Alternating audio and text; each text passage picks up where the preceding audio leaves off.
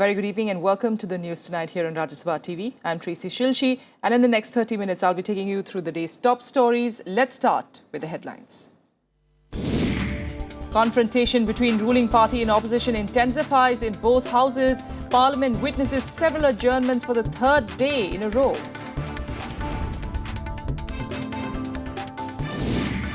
Opposition leaders meet to fine-tune strategy while Congress rallies parties to back its no resignation, no discussion demand in Parliament. Supreme Court lifts the blanket ban on states to release live convicts but says conditions will apply. And amid violent protests by demonstrators, Greek Parliament passes the second set of bailout reforms.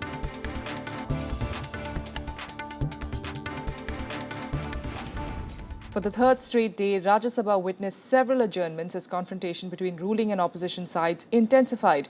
Stalemate continues over opposition's demand for resignation of Sushma Swaraj and the chief ministers of Rajasthan and Madhya Pradesh. But the government questioned the modalities for a discussion on the corruption allegations and clarified that it would not accede to the opposition's demand. Here are the details. Verbal duels, sharp oral onslaughts and fiery exchanges marked the third day of the monsoon session in the Rajya Sabha. Deputy Chairman tried to broker truce in vain. You want discussion, but after with a condition. The condition that some minister should resign. My point is that, my point is that your condition, your caveat is something which I cannot implement. Opposition continued with its demands for resignation of tainted ministers. The opposition led by Congress pressed for suspension of business to discuss the issue and seek Sushma Swaraj's ouster as External Affairs Minister. However, Leader of the House Arun Jaitley rejected it. The chair has just now said that there is a motion with a caveat and a condition that the ministers must resign. Mr. Anand Sharma's motion today is without that condition or caveat. He simply wants a discussion without a resignation. Defying Jaitley, CPM leader Sitaram Yechuri said it was breach of parliamentary privilege if a member's notice given to the chair finds way to the government. Jaitley was quick to furnish rules to allay Yechuri's claims. Rule 224 says the Secretary General shall make every effort to circulate to each member a copy of every notice or other paper which these rules require to be made available for the use of members. In order to have the smooth functioning in the House, every notice is shared with the Parliamentary Affairs Minister. That is the practice. However, confrontation failed to subside, washing away the 0 hour and the question hour. Even in the post-lunch session, the war of words refused to simmer down. Seeing no end to the confrontation, the chair adjourned the House till Friday. Stands adjourned till 11 a.m. on Friday, the 24th of July 2015. Kriti Mishra, Rajya Sabha TV. And no legislative work for the third consecutive day in Lok Sabha as well. The Congress and left parties kept up their demand of resignations in connection with the Vyapam and Lalit Gate scandals. The BJP has now decided that it will also take an offensive position to counter the Congress attack. Refusing to relent on the issues of the Vyapam scam and Lalit Gate scandal, Congress MPs were on the offensive in Lok Sabha on Thursday too. The party is demanding the resignations of External Affairs Minister Sushma Swaraj and the Chief Ministers of Rajasthan and Madhya Pradesh. They have also questioned the silence of Prime Minister Narendra Modi on the entire issue. हमने यहाँ कहा है no discussion without resignation.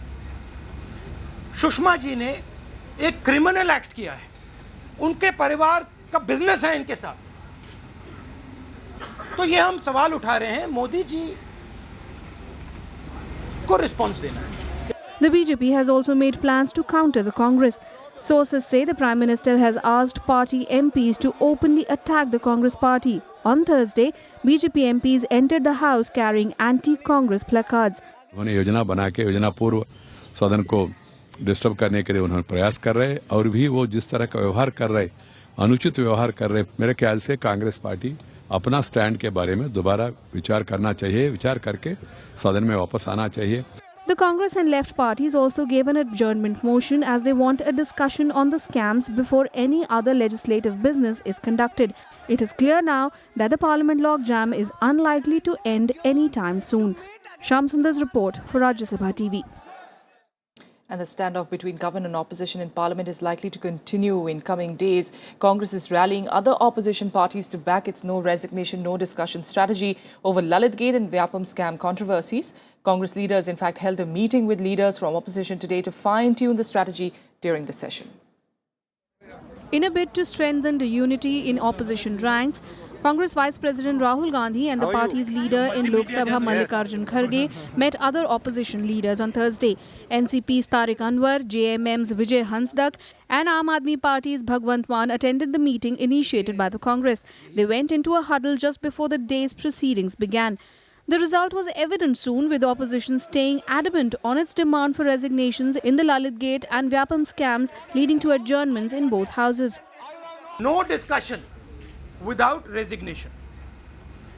Sushma ji ने एक criminal act किया है, criminal act भगोड़ा है, उसको साइन करके दिया है। व्यापम स्कैम जितना बड़ा स्कैम, जहां 40 लोग मरे हैं, मर्डर होने एक के बाद एक, आपका एक मित्र मरा है, उसके बारे में प्रधानमंत्री एक शब्द नहीं बोल सकता है। विपक्ष का ये मानना है कि जांच करवाने से पहले ऊंचे पद पर बैठे हुए व्यक्तियों को अपने पद से हट जाना चाहिए ताकि जांच निष्पक्ष तरीके से हो। Several other parties, including the Left Front, SP and BSP, have also supported the Congress's demand for resignations. However, the government has dug in its heels by ruling out any possibility of any of its leaders resigning from their posts. They are not allowing democracy to function. It is against the democratic spirit. They are supposed to be a party with 50 years experience. I request them once again, please come back to the discussion. Let the House function. Discuss, debate and decide. That is the only way. There is no other way out. Parliament has witnessed a washout for 3 consecutive days due to the deadlock. It remains to be seen if the session is heading towards a washout in the first week. Vishal Daya's report for Rajya Sabha TV. All right, so for more on this story, we're joined by Nilab Mishra, who's the editor of the Hindi Outlook, joining us from the capital. Nilab, give us a sense of the situation we have at hand at the moment. You know, before monsoon session started, there were headlines already saying, is monsoon session going to be washed out? And by the looks of it, it does seem to be that way, with, you know, the fight now getting quite personal, isn't it? The fight is getting personal, and look, the thunderclouds had gathered even before the monsoon session, and then it was conjectured quite commonly that this session would be a washout, and it's turning out to be so, even though the opposition is not united, but the main opposition party, Congress, has decided to pay the BJP back in its coin. The way BJP had behaved in the opposition, they are repeating the same thing, and it's getting tit for tat. So instead of the government also, instead of reaching out to the opposition and finding a way out and discussing important legislations which were scheduled in this session, have decided to go in for confrontation. So both the sides are not backtracking, and this does not augur well for the remaining part of the Lok Sabha session. It's ironic, isn't it, Nilab, that in 2010, whether it was the 2G issue, in 2012, when it was the coal block allocation issue, when the BJP was, of course, doing what the Congress is doing now, the Congress had then came up with this huge explanation of about how 2.5 lakh rupees is spent each minute of running Parliament during session, and that is the amount that is being lost on a daily basis. And now imagine the Congress doing the same. Why don't they just sit there for a discussion? Or for that matter, why doesn't the BJP, at least the Prime Minister, issue a statement, which of course is also another one of the demands that the Congress is making? Look, much of the functioning of Parliament depends on the informal relationship between the ruling party and the opposition, the ruling coalition in this case, and the opposition coalition in another case. So both of them, apart from resolving the issue in Parliament, there are these backroom parleys which they should have gone through, and they have not taken recourse to that. Look, in this thing, the Parliamentary Affairs Ministry is quite crucial, and the role of the Parliamentary Affairs Minister is also crucial. And in the past, hello? Yes, please go ahead, Neelab. Hello? Yes. Can you hear me? Hello? All right, we seem to be having an audio problem there with Neelab. Of course, he was highlighting the issue about how, at the end of the day, it is also a big responsibility for the Parliamentary Affairs Minister to reach out to the opposition party and try and figure out a way to work out through this crisis. Because at the moment, it does feel like both the parties, whether it's the BJP or the Congress, both the party presidents have insisted that they are not going to give in. It's a matter of who eventually blinks first. And at the moment, with the fact that, this monsoon session is just a 3-week affair, we wonder how much work eventually is going to get done in Parliament. Like we pointed out, of course, each minute of running Parliament during a session cost the Exchequer approximately 2.5 lakh rupees. Neelab, I believe you're still with us. You've been connected again. You could just highlight really what is it we can be seeing next? What can be done? Look, I think the government should reach out to the opposition, and the opposition should respond and let the bills pass. I mean, that would be healthier for democracy. But I don't see this happening. The way things are shaping up, the way confrontation is building up, I have a feeling, a gut feeling, that this session of Parliament is going to be a complete washout, and most of the bills would remain undiscussed. I also have a feeling that the government too has found an easy way out. I mean, they would also blame it on the Parliament not functioning, and they would go ahead with other kinds of steps. For instance, reforms, or as in the case of land acquisition bill, the government leadership made it clear that they would take the way of letting the states pass their own legislations. So, I mean, this is what is going to happen, and the role of the Parliament, the role that the Parliament should play in a healthy democracy, we won't see it in this session. It's unfortunate, really, but we'll have to leave it there for the moment. Neelab Mishra, thanks so much for joining us with those details there. We'll continue tracking developments, of course, here on Rajya Sabha TV, but at a time when the Parliament is actually witnessing a stalemate, Prime Minister Narendra Modi has said that the world is closely observing decisions taken in India, and so MPs must take a larger view of issues that could have a global impact. He also pitched for free airing of views by MPs on national issues, irrespective of their party affiliations. Modi said this while inaugurating a workshop on the Speaker's research initiative to train MPs on various subjects of global importance.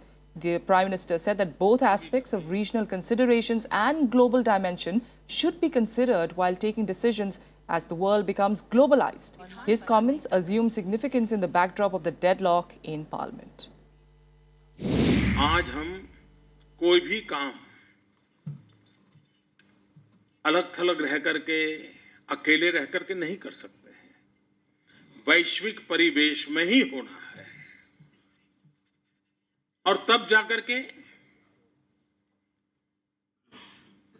हमारे लिए बहुत आवश्यक होगा। और दुनिया इतनी dynamic है, अचानक एक दिन सोने का भाव गिर जाए, अचानक एक दिन ग्रीस के अंदर तकलीफ पैदा हो जाए, तो हम ये तो नहीं कह सकते यार वहां हुआ होगा ठीक है, ऐसा नहीं रहा है। तो हमारे यहाँ चिंतन में, हमारे निर्णयों में भी इसका इम्पैक्ट आता है।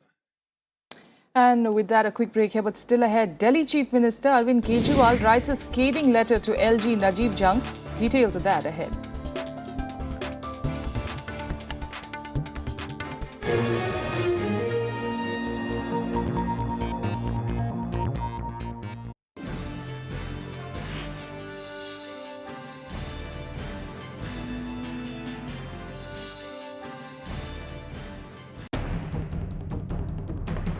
The right to privacy. Is it a fundamental right? Government tells Supreme Court it isn't. So what are its contours? Where does it begin and end? Watch The Big Picture at 9:30 p.m. on Rajya Sabha Television.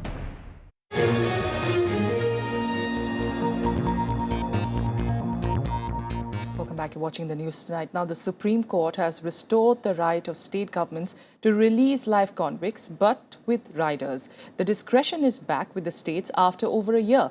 The Apex Court had ordered a blanket stay against state governments using the power of remission under Sections 432 and 433 of the CRPC in July last year. Now, the trigger for the stay was the centre challenging the Jayalalitha government's order to release all 7 of Rajiv Gandhi's killers whose death penalty was commuted to life sentence by the Supreme Court. The modification to this stay order, however, comes with certain riders. Now, the court has said that the state governments cannot release those prisoners on remission whose prison terms are specified to continue till the end of their lives. States can also not release those life convicts for whom it is specified they should suffer imprisonment for not less than 20 to 25 years. The state's power to exercise remission is restricted to those cases which were not investigated by a central agency like the CBI. The relief of remission would not extend to life convicts who were sentenced to life under central laws such as TADA and for the gruesome crime of rape with murder. The court also clarified that the modification to its July 2014 stay order is not applicable to the Rajiv Gandhi assassination case. Meanwhile, the lone death row convict in the 1993 Mumbai serial blast case, Yaqub Memon, moved Supreme Court today seeking a stay on his execution. Memon challenged the validity of the death warrant issued by a TADA court. His petition said all legal remedies had not been exhausted, making the warrant invalid due to procedural error. The petition questioned how the TADA court could have issued the warrant when his curative petition was already pending before the top court. Memon filed a mercy plea with the Maharashtra governor immediately after his curative petition was dismissed by the Apex Court on Tuesday. Yaqub is one of the 6 convicts awaiting the gallows in the central prison in Nagpur. His sentence is scheduled for the 30th of July. Now, 2 days after the Delhi Commission for Women's Chiefs appointment was struck down by the Lieutenant Governor, the AAP government submitted the file to his office for approval. It also accused his office of trying to weaken the panel by rejecting to Maliwal's appointment. This, even as Maliwal claimed that her office was locked down without her information and demanded answers from the LG's office.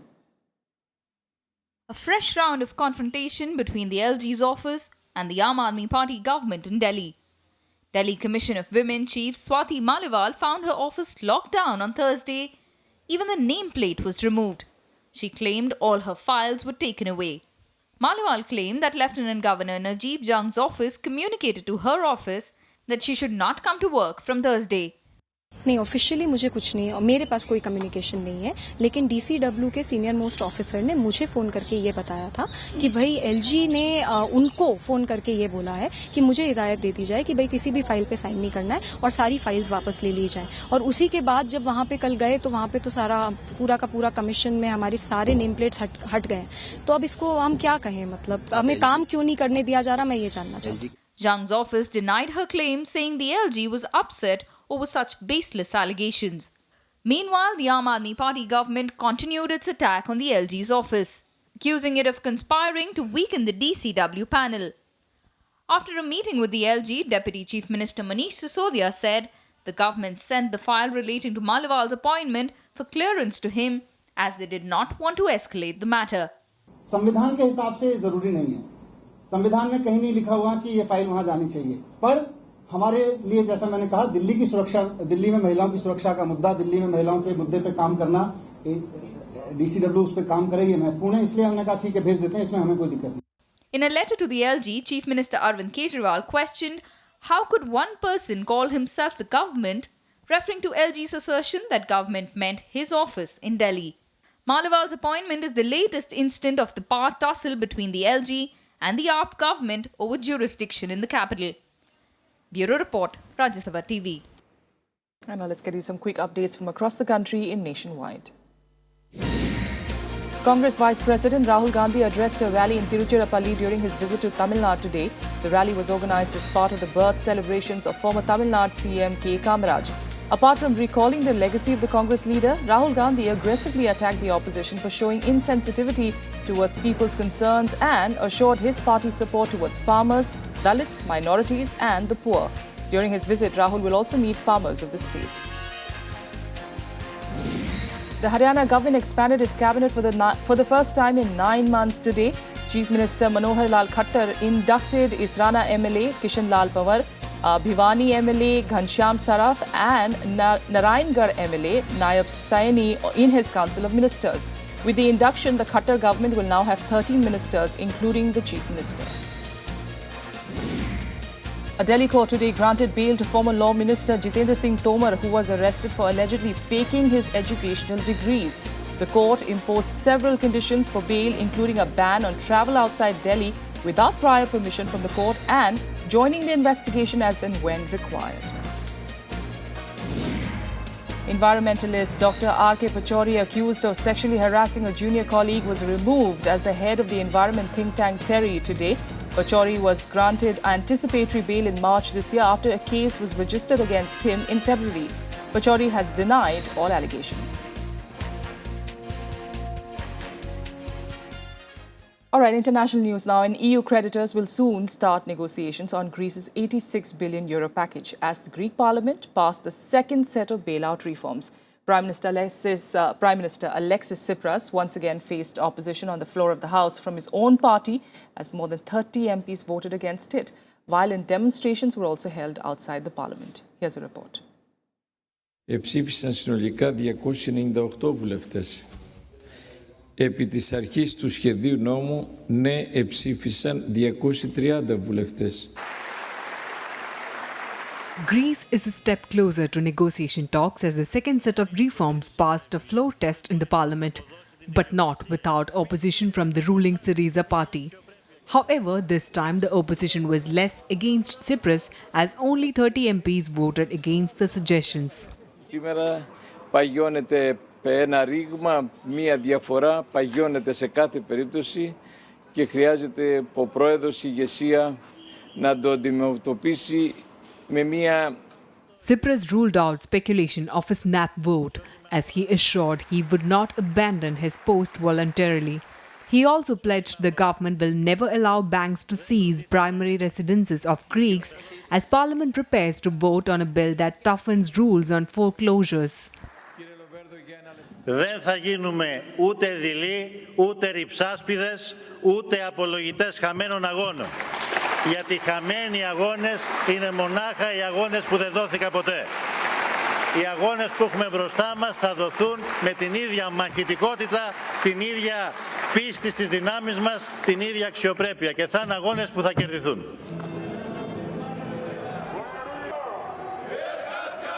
Greeks meanwhile held protests outside the parliament against the tough reform measures, throwing petrol bombs at the police. Earlier during the last week, Greece passed the initial set of austerity measures that included economic reforms and budget cuts demanded by the Eurozone countries. More contentious measures, including an early retirement and tax hikes for farmers, were pushed back to August. International creditors will now start negotiations on approving the third bailout by next month. Representatives of the European institutions that will provide bailout funds are expected to start negotiations in Athens on Friday. Bureau Report, Rajya Sabha TV. U.S. Secretary of State John Kerry defended the nuclear deal with Iran before the Senate as both Republicans and pro-Israel groups stepped up their campaign against the U.S. brokered deal. Kerry said that the agreement is in the interest of the U.S. and its allies. His briefing comes ahead of a hearing on the landmark nuclear deal later today at the Senate Foreign Relations Committee. The Obama administration is making a strong push to amass support for the deal from dissenting sides. Republican senators indicated that they hope to defeat the passage of the nuclear deal when it comes up for a Senate vote. The U.S. Congress has time till the 17th of September to decide whether to approve or reject the agreement. We're very much looking forward to answering any and every question that the members of the House have, and then later the members of the Senate. We are convinced that the agreement that we have arrived at with world powers is an agreement that will prevent Iran from the potential of securing a nuclear weapon. It will make the region, our friends and allies, safer. It will make the world safer. And now let's get you some more international news in Global Buzz. An Italian Coast Guard ship rescued at least 2,000 migrants in the last 24 hours. Since Wednesday, at least 8 rescue operations were carried out by Italian Coast Guard and naval vessels, as well as German Navy, Maltese and Swedish Coast Guard ships. The migrants, including women and children, came from the sub-Saharan Africa, Syria and Bangladesh. Nigeria's president has warned that US's refusal to arm his troops will only help the Boko Haram militant group. The US government has vowed to help Nigeria defeat the insurgency, but has slapped an arms ban on countries that fail to tackle human rights abuses. Buhari's warning comes amid Boko Haram's increasing influence beyond Nigeria. They are now suspected of carrying out 2 suicide blasts in neighboring Cameroon, killing at least 13 people.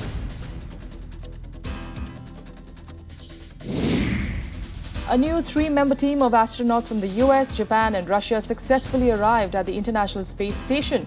The spacecraft docked at the space station after orbiting the Earth 4 times. Their arrival will see the space station return to a full 6-member crew for the first time in 6 weeks.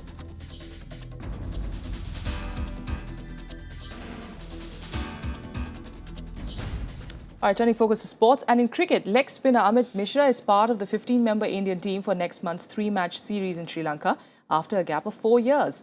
There were no major surprises in selection as most of the seniors were back after taking a break from the Zimbabwe series. Virat Kohli will be leading the side while Ravi Shastri is also returned as the team director. Off-spinner Harbhajan Singh, though, was retained.